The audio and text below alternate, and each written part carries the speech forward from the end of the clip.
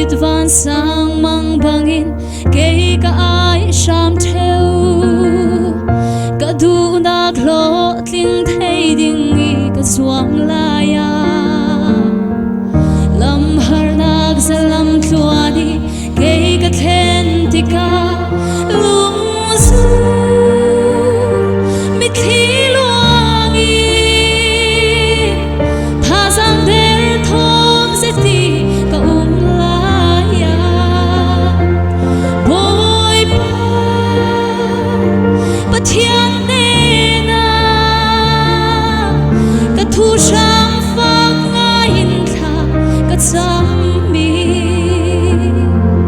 ka shang i arem ruana tu di chum mok dan le lung oi dan in thiam ter sa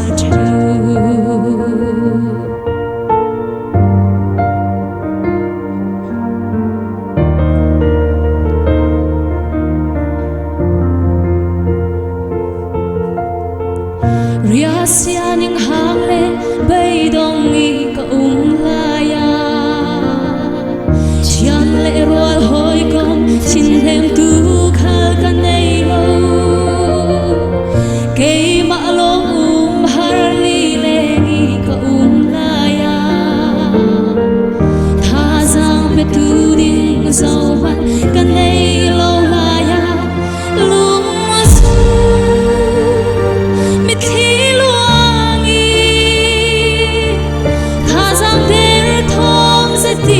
ka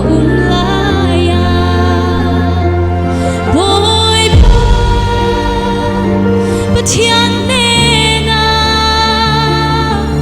ka thu sham fa nga in tha ka cham mi ka shang i arem ruana tu di chum mok dan le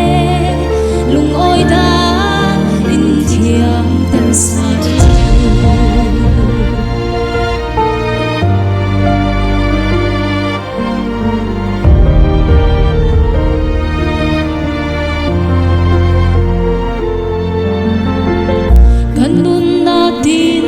sia ze ti ka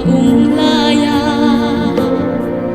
nei zo wa apit van zo ti ka asang si an hein dung le mai ke vor ka vun heri ke ma bom tu ding zo man ka pu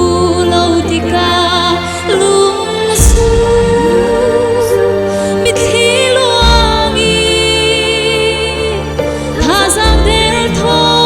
ti ka la ya boy pa thian ne na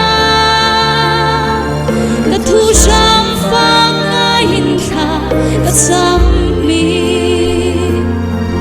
ka shang i arem ruana tu di chum mok dan le